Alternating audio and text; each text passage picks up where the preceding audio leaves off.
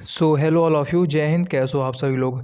तो आपके navy double A और एसएसआर के ऑफलाइन एग्ज़ाम में सिर्फ कुछ ही दिन बचे हैं। बाकी प्रतीक सर फिर से इस मतलब एप्लीकेशन लगाने के लिए बोल रहे हैं, देखते हैं क्या होता है। बाकी अगर आपने फॉर्म फिल किया था और आपका एडमिट कार्ड आ चुका है तो सिर्फ कुछ ही दिन बचे हैं। लाइक आज 3 दिसंबर है और 6 से पेपर स्टार्ट है। तो पहली बात तो जिनका पेपर 6 तारीख को है उन सभी को ऑल दी बेस्ट, और जिनका पेपर उसके बाद यानी कि 6 से 10 के बीच सभी को ऑल दी बेस्ट। सभी लोग पेपर अच्छे से देना यार। बाकी मैं शुरू से बोलता आ रहा हूँ कि ये ऑफलाइन एग्ज़ाम है और यहाँ पर सिलेक्शन लेना बहुत ही ज़्यादा ईजी है। ठीक है, यहाँ पर कंपटीशन बहुत ही कम है। अगर आपने थोड़ी बहुत पढ़ाई कर रखी है और आपका फिजिकल रेडी है तो मानकर चलिए कि आपका सिलेक्शन 100% हो जाएगा। ठीक है, ऑनलाइन एग्ज़ाम में इसके कंपैरिजन में सिलेक्शन लेना देखो बहुत ही डिफिकल्ट होता है, क्योंकि वहाँ पर कंपटीशन भी अच्छा खासा होता है और वहाँ पर कट ऑफ वगैरह सब कुछ देखो इससे डिफरेंट रहता है। ठीक है, लेकिन ऑफलाइन एग्ज़ाम में क्या रहता है, कोई निगेटिव मार्किंग नहीं रहती है और इतने कम लोग होते हैं कि उनमें से यार उन्हें 25 लोग को शॉर्टलिस्ट करना होता है, तो देखो कंपटीशन बहुत ही कम होता है। ठीक है, तो यहाँ मेरे पास देखो एडवाइजरी फॉर कैंडिडेट रिगार्डिंग कोविड-19 का जो पीडीएफ आप सभी के अकाउंट में रहा होगा वो मेरे पास है। और इसके रिगार्डिंग आज हम बात करने वाले जो कि इंपॉर्टेंट है। सिर्फ 3 दिन बचे हैं आपके एग्ज़ाम में, तो एक बार आप इस वीडियो को ध्यान से कंप्लीट वॉच कर लेना, आपके लिए वीडियो बहुत ही इंपॉर्टेंट रहने वाली है। अब देखो सबसे पहली बात तो ये देखो 3 पेज का जो एडवाइजरी आपको पढ़ लेना है। सॉरी 2 पेज का है, 1 पेज तो आपका किसी और चीज़ के लिए। तो ठीक है, तो 2 पेज है, आपको इनको अच्छे से पढ़ लेना है। ठीक है, और जो भी इसमें बोला गया आपको सभी चीज़ को बहुत ही अच्छे से फॉलो करना है। अगर बात करें तो यहाँ पर देखो आपसे बोला गया है कि मतलब कि इंडियन नेवी जो है वो social distancing measure as per government of India guidelines in current scenario of कोविड-19 इंश्योर। तो आपको इसे बहुत ध्यान से पढ़ लेना है। सबसे पहली बात देखो यहाँ पर 2 चीज़ें हैं जो कि कोविड-19 प्रोटोकॉल एडवर्सरी है, जो कि फॉलो क्या बोल रहा है कि followed by candidates during written examination and physical fitness test are as follows, यानी कि इन दोनों को आपको फॉलो करना है रिटन एग्जाम और पीएफटी के दौरान। ठीक है, जो कि मैं आपको देखो पहले ही बता चुका हूँ कि आप सभी को कोविड-19 निगेटिव रिपोर्ट लेकर जानी है। ठीक है, जो कि 96 और से अधिक ओल्ड ना हो। ठीक है, आपको पीएफटी के सेंटर जब आप रिपोर्ट करोगे तो आपको अपनी कोविड-19 के निगेटिव रिपोर्ट लेकर जानी है। ठीक है, निगेटिव सर्टिफिकेट लेकर जाना है जो कि 96 आवर से ओल्ड ना हो। और दूसरा देखो सेल्फ डिक्लेरेशन फॉर्म है, इसको लेकर आप सब काफ़ी डाउट थे कि इसको कब फिल करना है, अभी फिल कर लेना है कि एग्ज़ाम सेंटर पर फिल करना है। तो मैं कहता हूँ यार ये इतना कोई बड़ा इशू नहीं, चाहे इसको आप अभी फिल कर लो चाहे आप इसको एग्ज़ाम सेंटर फिल करना, ये कोई बड़ी बात नहीं। ठीक है, अगर आप सबको डाउट है तो आप अभी इसको मत फिल करना, आप इसको एग्ज़ाम सेंटर पर जाकर ही फिल कर लेना। मैं आपको बता दे रहा हूँ कैसे फिल करना है, आपसे वैसे कर लेना। ठीक है, इसके अलावा देखो यहाँ पर और दे रखा है कि ट्रैवल एडवाइजरी मतलब एडवाइजरी है कि आपको क्या करना है। ठीक है, तो आपको इन पॉइंट को ध्यान से पढ़ लेना कि आपको ट्रैवल करने के दौरान क्या क्या करना है। ABCDEFGHIJ।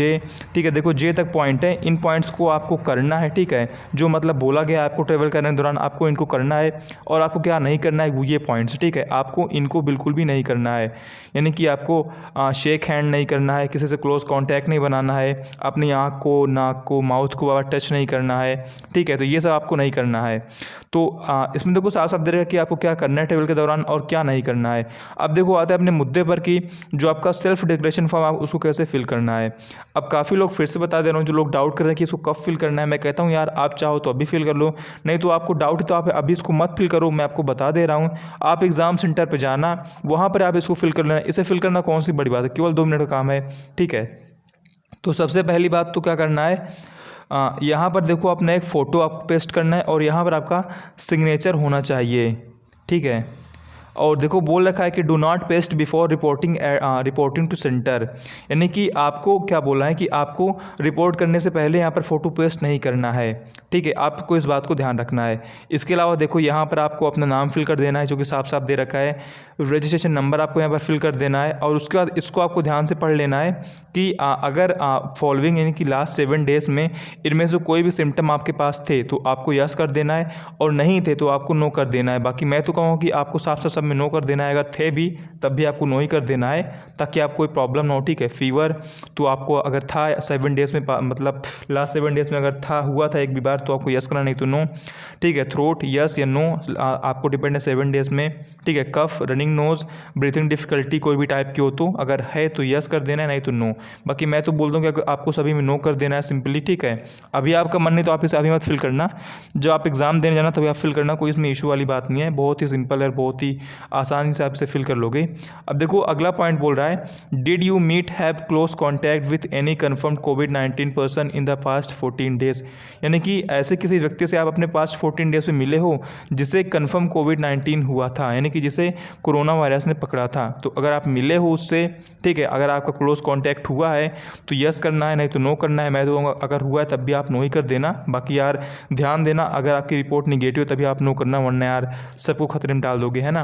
बाकी यार ठीक है भाई, जैसा आपको समझ में आया, ठीक है, बाकी है तो यस, नहीं तो नो। अब देखो आपसे अगला बोल रहा है, did you have any history of domestic or international travel in past 14 days other than travel from home station to PFT centre, यानी कि आपने क्या बोलते हैं कि क्या आपने कोई डोमेस्टिक या इंटरनेशनल ट्रेवल किया है पास्ट 14 डेज़ में, सिर्फ जो आप अपने घर से पीएफटी सेंटर पर जाओगे इसको छोड़कर। अगर आपने ट्रेवल किया है तो आपको यस करना है, नहीं तो आपको नो कर देना है, ठीक है।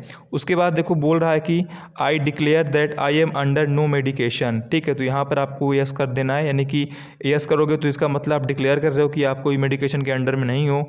और पॉइंट 7 बोल रहा है, I declare that the statements made by me are true and true to the best of my knowledge, यानी कि यहाँ पर आप मतलब कि आप डिक्लेयर कर रहे हो कि आपने जो भी यहाँ पर नॉलेज फिल की है वो आपकी नॉलेज के अकॉर्डिंग बिल्कुल ट्रू है, यानी कि जहाँ तक आपको पता है उसके अनुसार ये सब ट्रू है, ठीक है, ये आप डिक्लेयर कर रहे हो। तो भाई देखो इन्फॉर्मेशन सभी लोग सही फिल करना, ठीक, कोई गलत इन्फॉर्मेशन मत फिल करना।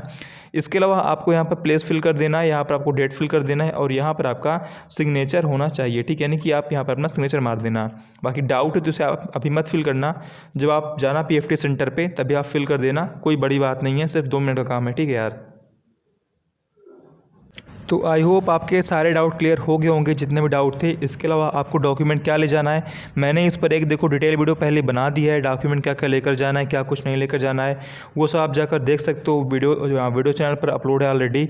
इसके अलावा देखो अभी भी आपके पास टाइम देखो बचा हो तो आप परीक्षा पे चाहो तो टेस्ट लगा सकते हो, बहुत ही सही है। परीक्षा का लिंक डिस्क्रिप्शन में, आपकी मर्जी यार, बाकी चाहो तो ठीक है। अगर अदर आपके पास कोई प्रैक्टिस सेट है, बुक है, तो आप लगाते रहो यार, जितना अधिक आप प्रैक्टिस करोगे आपको देखो उतना ही बूस्ट मिलेगा, आप उतने अच्छा परफॉर्म कर पाओगे, ठीक है। तो आई होप आपके सारे डाउट क्लियर हो गए होंगे। बाकी अगर आपको कोई डाउट है तो आप कमेंट कर सकते हो, सबका रिप्लाई करने का प्रयास मैं कमेंट में करता हूं। और डॉक्यूमेंट की वीडियोस मैं ऑलरेडी अपलोड कर चुका हूं कि आपको डॉक्यूमेंट क्या लेकर जाना है, क्या लेकर नहीं जाना है, ठीक है। और जो भी कुछ था देखो, इंग्लिश की एक इंपॉर्टेंट वीडियो यार मैं कल तक अपलोड कर दूंगा, वो वीडियो आपके लिए बहुत इंपॉर्टेंट होने वाली है, क्योंकि इंग्लिश यार विश्वास करो आप उसको देख लोगे तो आपको थोड़ा कॉन्फिडेंस मिल जाएगा और इसके अलावा आप बेहतर स्कोर भी कर पाओगे, ठीक है। तो आज के लिए बस इतना ही। जय हिंद, जय भारत, वंदे मातरम।